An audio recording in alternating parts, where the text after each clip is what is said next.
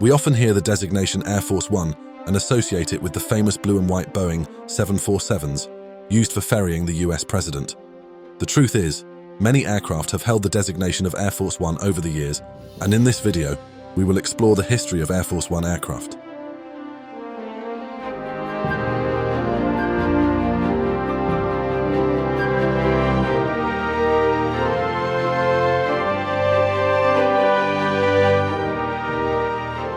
To begin, we must go back to the interwar period. In the 1920s, air travel became increasingly popular. It was safer and more efficient than the decade before. Many leaders, celebrities, and ordinary people began using commercial airliners to travel throughout Europe. However, in America, it was a different story. Teddy Roosevelt was the first US president to use air travel. Ironically, it happened after he left office. In 1910, he flew around a St. Louis airfield during a carnival. It would take another 13 years before a US president used an airplane to travel while in office. Franklin D. Roosevelt would receive the first presidential airliner in 1933. The first aircraft was an amphibious Douglas Dolphin. It would be operated by the US Navy and would have 4 passenger compartments as well as a sleeping section. However, at this point, the presidential airliner simply had the designation of RD-2. During the war, in 1943, a second aircraft was also used, a Boeing 315 Clipper. However, this wasn't commonly used. During the same year, the US Army Air Force considered building a special presidential aircraft. The decision to alter an airplane and submit it to the Secret Service was motivated by a need for faster presidential travel, as well as a potentially safer voyage than on the sea or ground. The aircraft chosen was the C-87, a civilian counterpart of the B-24. After a brief inspection, the aircraft's somewhat perilous service record became clear, as did the fact that it appeared to be a threatening bomber, provoking any enemy aircraft that happened to be flying nearby. The Secret Service completely refused to use it. The already modified aircraft would be used to fly high-ranking officials around, but that was it. However, the concept of a separate presidential aircraft was convincing. In early 1945, the Secret Service chose to customize a C-54 Skymaster for presidential usage.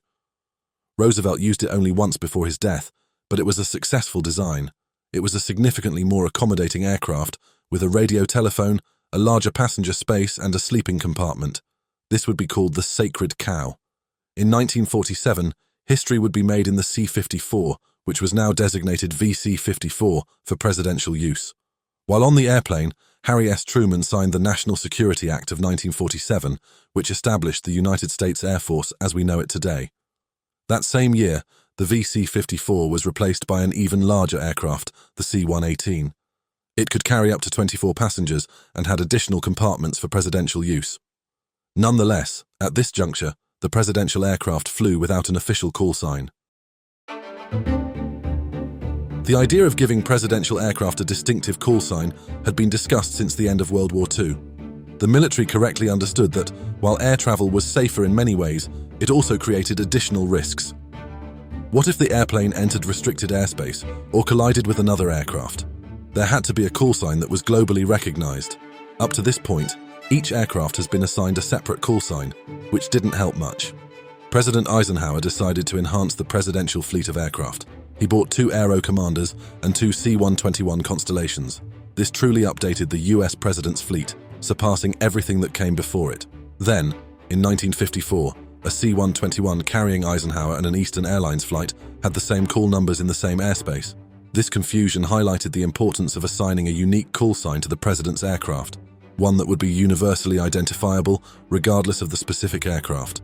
Thus, in 1954, the official designation Air Force One was chosen. This designation would apply to whichever airplane the president was currently aboard. This name became iconic, which was part of the goal, because it allowed everyone to quickly identify which aircraft was carrying the president and act accordingly. By the late 1950s, it was decided to take presidential air travel seriously, which meant allocating more money to the president's aircraft. This came largely in response to the revelation that Soviet Premier Khrushchev was now flying around on the new Tupolev Tu-114, a sleek turboprop airliner. The Americans did have a similar potential option, the brand new Boeing 707. The 707, which is now perhaps the most iconic airliner design in history, was innovative at the time. The bold decision to convert some for presidential use was made, and 3 were purchased. These upgraded aircraft would be assigned the special call signs SAM, standing for Special Air Mission 970, 971, and 972.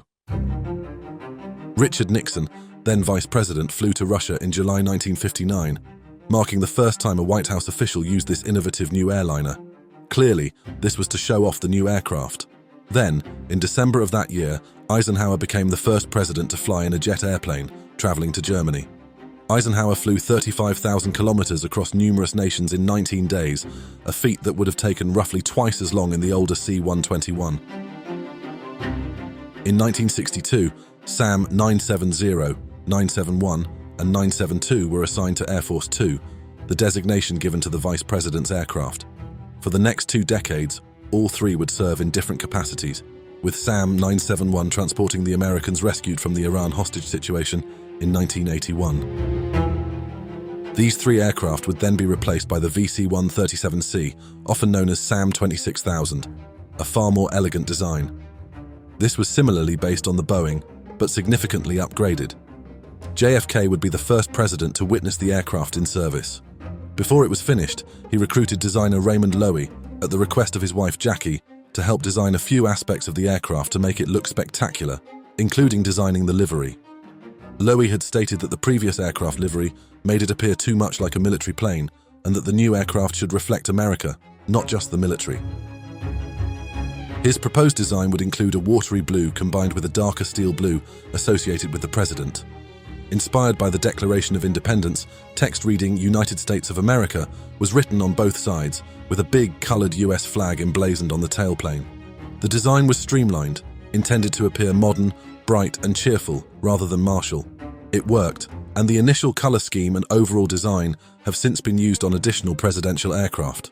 VC-137C would arrive in 1962, and Kennedy would deploy it throughout the country. It would continue to serve until 1998. Many events became linked with this airplane, but the most significant occurred in 1963. The airplane provided a memorable background for Kennedy when he walked off the plane for the last time in Dallas, not long before his assassination. Then, just hours later, the well-known photo of Lyndon Johnson assuming the presidency was taken inside the aircraft as it flew to Washington, carrying JFK's body. In the years that followed, Lyndon B. Johnson used the aircraft to travel to South Vietnam, and Richard Nixon used it to create history in 1972, becoming the first US president to visit the Soviet Union and the People's Republic of China. That same year, SAM 26000 would be replaced by a newer VC-137C. It would be assigned the call sign SAM 27000. This modern aircraft would operate for several decades before being scrapped in 2001. The most well-known Air Force One design would appear in the 1980s. Under President Reagan, a request for proposal was issued for a larger aircraft with more than 2 engines and a range of more than 9,000 kilometers. The choice was between the McDonnell Douglas DC-10 and the Boeing 747. Reagan decided to purchase 2 747s, and First Lady Nancy Reagan designed the aircraft's interiors. The designs were completed by 1986, and the aircraft flew in 1987, carrying the name VC-25A. Issues with the aircraft delayed their formal launch until 1990, therefore Reagan never flew on it as president. George Bush Sr. would be the first. The impressive new Air Force One was by far the most capable airliner the president had yet had access to. It could fly 12,600 kilometers and could carry up to 70 passengers. It also had many large compartments. The top floor contains a variety of communication compartments. The second floor is for passengers, and the lower floor is primarily for cargo. The second floor includes multiple office spaces, meeting rooms, a private suite for the president and their family, a conference room, a medical space, and general space for journalists or other passengers. The Secret Service also have their own spaces for securing the aircraft, including a portside corridor which connects much of the aircraft. Different quarters are set up for each type of passenger, media, Secret Service, Air Force security, senior staff and guests. Generally, the seating and quarters are assigned based on importance.